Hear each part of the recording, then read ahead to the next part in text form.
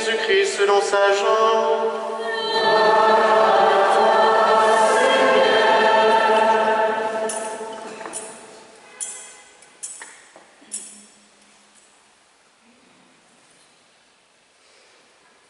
En ce temps-là, les yeux levés au ciel, Jésus priait ainsi.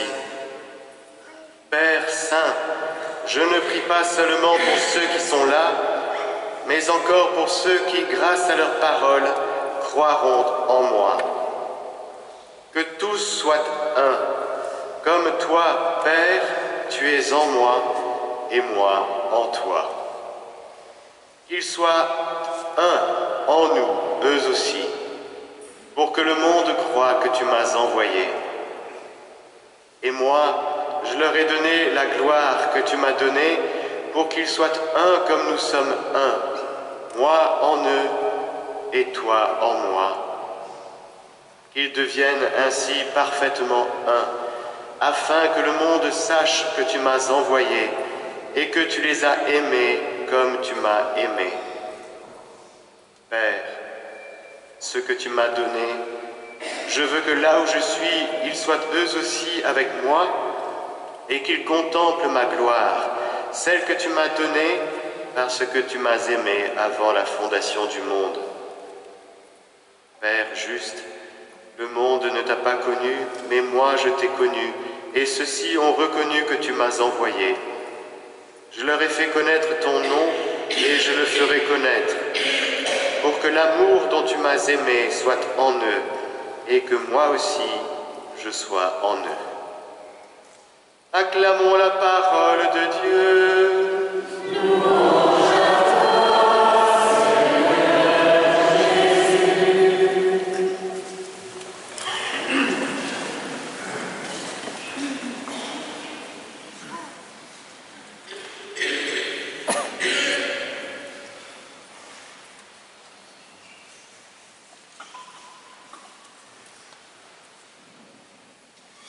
Frères et sœurs, cette Eucharistie nous est donnée aujourd'hui pour que nous célébrions ensemble notre unité.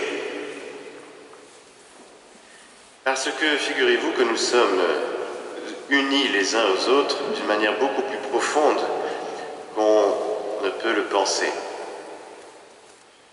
Spontanément, naturellement, on dirait « je suis uni à telle personne parce qu'il y a de l'affection entre nous, il y a de l'amour, il y a de l'amitié ». Et du coup, l'amour produit l'unité. Du coup, voilà, je suis uni avec un tel, avec une telle, avec celui-là un peu moins, avec celle-là un peu moins. Et on fait un petit peu un catalogue et un tri en fonction de l'affection que nous avons les uns pour les autres. Mais l'unité qui est la nôtre est beaucoup plus profonde que cela. Parce que l'unité qui est la nôtre, elle est celle qui vient de la Sainte Trinité. Père, que tous soient un en nous, eux aussi. Moi en eux et toi en moi. Et c'est beau de voir vers 10 heures à peu près, chacun qui rentre dans cette église pour répondre à l'appel de Dieu, puisque si nous sommes réunis aujourd'hui dans cette église, c'est que nous avons répondu à un appel, à une convocation. Dieu nous a convoqués. Il a dit à chacun de nous, viens. Et nous avons répondu. Et le Seigneur est venu pour rassembler dans l'unité les enfants de Dieu dispersés, et il nous rassemble pour nous nourrir de sa parole, pour se donner à nous, à chacun de nous, et à nous tous ensemble dans ce corps que nous formons. Et lorsqu'on se regarde les uns les autres, nous ne voyons que la diversité. Franchement, il n'y a pas un visage pareil comme l'autre. Même s'il y a des jumeaux, non, il n'y a pas de jumeaux aujourd'hui, mais même les jumeaux sont différents. Au niveau des tempéraments, n'en parlons pas. Au niveau des histoires personnelles, n'en parlons pas. Et ainsi, ce qui semble, à première vue, ce qui saute à nos yeux, c'est notre immense diversité. Mais cette diversité ne peut être magnifique que parce que nous sommes unis les uns aux autres par cette source unique qu'est le Seigneur lui-même. Et nous qui allons communier au même pain, qui allons boire à la même coupe, nous allons être renforcés dans cette unité. Alors cette unité, elle se reçoit d'abord de Dieu, puisqu'elle vient de Dieu. Nous n'avons pas d'abord à fabriquer l'unité qui est la nôtre. Elle se reçoit. C'est un don de Dieu, l'unité. Et je nous invite, chacun de nous aujourd'hui, à redécouvrir, peut-être d'une manière nouvelle, notre frère, notre sœur, à qui le Seigneur nous a déjà unis. Avant même qu'on aime quelqu'un, nous sommes unis à lui par la vertu de la mort et de la résurrection de Jésus. Avant même que nous ayons de l'affection pour quelqu'un, le Seigneur a fait de cette personne notre frère, notre sœur.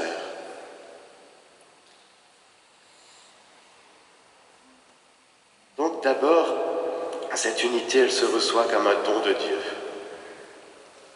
Chacun de nous qui sommes présents dans cette Église et d'une manière plus vaste et plus ample,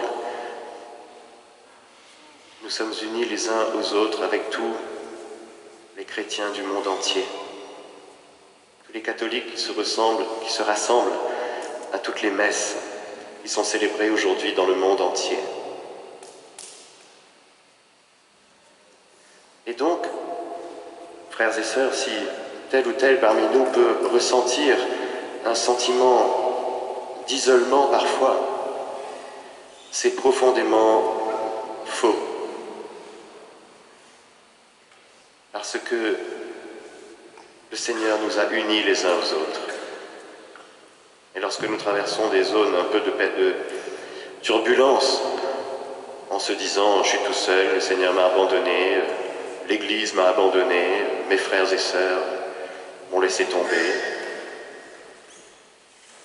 c'est profondément faux parce que le Seigneur nous unit les uns aux autres. Et parfois, par telle ou telle blessure que nous pouvons recevoir de la part de notre frère, qui n'est pas parfait comme nous sortons de cette unité. Nous pouvons avoir la tentation de dire « ce n'est plus pour moi ». Et nous succombons à ce moment-là à une tentation très grande dont le démon est tellement content de nous voir tomber en nous faisant sortir de cette unité comme Judas au moment de la dernière scène.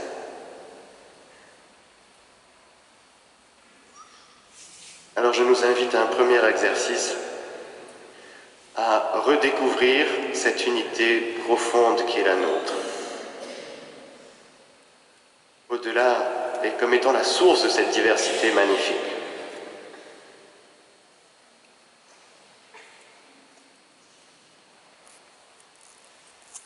Parce que l'unité, ça se célèbre et ça se goûte.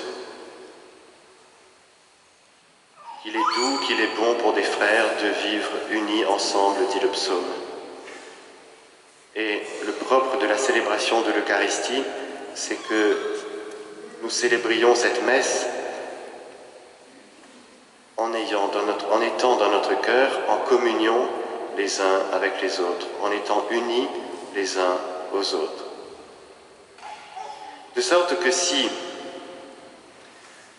il y a des choses qui viennent blesser cette unité, par exemple, esprit de rivalité, jalousie, comparaison, abus de pouvoir, murmures, commentaires,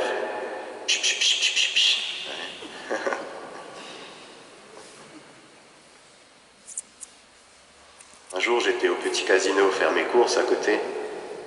J'aurais pas dû dire, tant pis, bon maintenant vous savez. Vous n'irez pas les voir, hein pour leur dire. Elle m'a dit, l'église est très très belle, mais ce qui me dérange parfois, c'est que je vois les gens sortir de la messe et critiquer les autres. Ça, c'est un grand contre-témoignage, parce que justement, les païens attendent de nous ce témoignage de l'unité. Comme le Seigneur dit lui-même dans l'Évangile, qu'ils soient un en nous, eux aussi, pour que le monde croie que tu m'as envoyé. Si nous manifestons cette unité, le monde croit en Jésus. Si nous ne témoignons pas par notre vie, par nos paroles, par nos gestes, par nos remarques, par nos discours et nos murmures, cette unité, eh bien, les païens ne croiront pas. Ils se diront, ben voilà, les chrétiens, c'est comme les autres, ils passent leur temps à s'entre-déchirer. Et nous avons un grand témoignage à donner, une grande vigilance du cœur à avoir, et à travers nos gestes et nos paroles aussi, pour justement manifester à travers notre vie cette communion qui est la nôtre, cette communion qui vient de Dieu, cette communion que nourrit Dieu à chaque Eucharistie, à chaque sacrement de réconciliation. Nous avons à être témoins vers l'extérieur, vers les périphéries, que nous sommes unis les uns aux autres. Et il y a comme une gloire, comme dit Jésus, il parle de la gloire, c'est-à-dire, normalement l'unité resplendit, elle rayonne.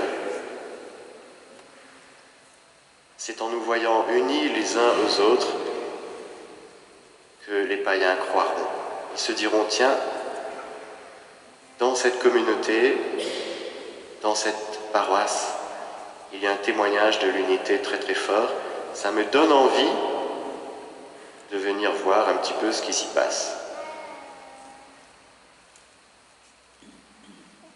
Donc, ça peut être une résolution pour nous, pour cette Pentecôte, de renoncer à critiquer ouvertement nos frères et sœurs. On va y arriver, vous croyez? La barre est trop haute.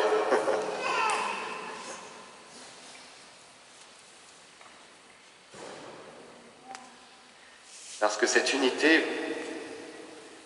se nourrit de la charité. Encore une fois, l'unité ne dépend pas de l'affection que nous avons les uns pour les autres. Et si nous avons de l'affection les uns pour les autres, et tant mieux. Mais c'est quelque chose de plus profond qui vient de plus loin que notre simple sentiment. Par contre, nous sommes invités, et vous le savez bien, à vivre ce commandement de l'amour. Aimez-vous les uns les autres comme je vous ai aimé.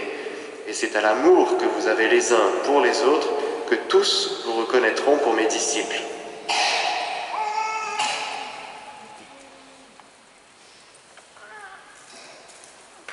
Et c'est magnifique de voir des frères et sœurs qui s'aiment en vrai. Et là encore, il y a un rayonnement, il y a une gloire qui attire. Que ce soit dans un couple, dans une communauté, dans une paroisse. Lorsque nous voyons des gens s'aimer en vrai, avec tout ce que ça comporte, derrière le mot « en vrai », dans le respect, dans la pureté, dans la lumière, eh bien, ça attire, ça donne envie. Et là encore une fois, le Seigneur nous donne ce commandement de l'amour pour que nous le pratiquions et pour qu'en le pratiquant, le monde croit.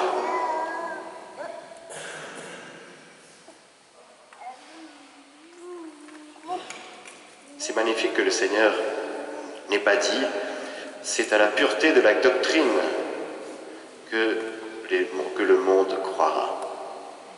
Ça ne veut pas dire que la doctrine ne doit pas être pure, mais c'est à l'amour que vous avez les uns pour les autres que le monde croira, que vous êtes mes disciples. Les disciples de Jésus. C'est la marque des disciples de Jésus, c'est l'amour que nous avons les uns pour les autres. Merci Seigneur. Si c'était la doctrine, on aurait dû tous aller dans des instituts de théologie pour étudier. Je je connais certains qui ont eu quelques difficultés. Mais nous aimer les uns les autres comme il nous a aimés, c'est juste possible parce que justement le Seigneur est en nous, le Seigneur est avec nous. Et il ne donne jamais un commandement sans donner sa grâce pour que nous puissions le vivre pleinement.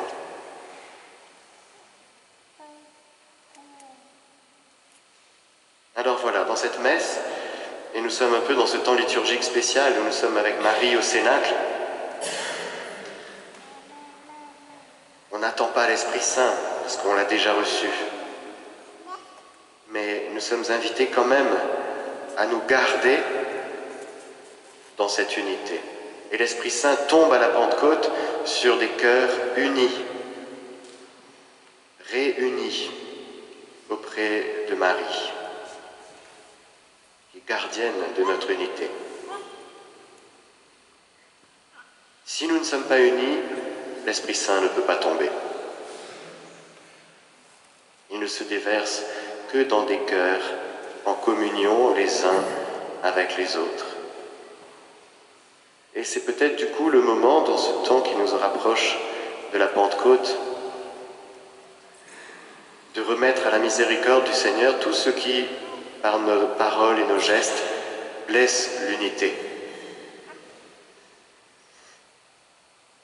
Sans culpabilisation, mais en vérité, si par mes gestes et par mes paroles, nous ne célébrons pas l'unité, nous ne témoignons pas de l'unité, eh bien c'est bien d'en demander pardon au Seigneur.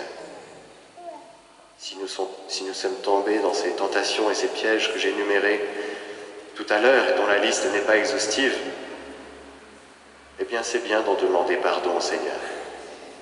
Pour que le Seigneur nous fasse miséricorde et qu'il nous renouvelle dans notre attention les uns vis-à-vis des autres, pour que cette unité qui vient de lui, eh bien que nous en soyons gardiens. C'est trop précieux pour qu'on la blesse.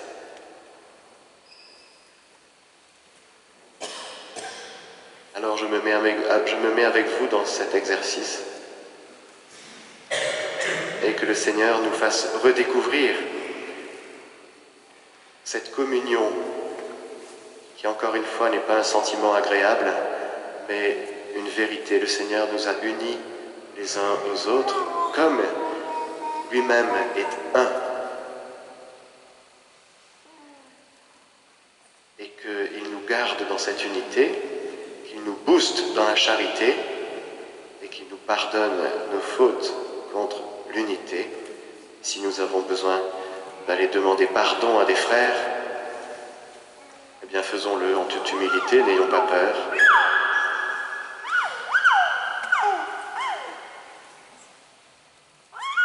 Le Seigneur a prié pour ça.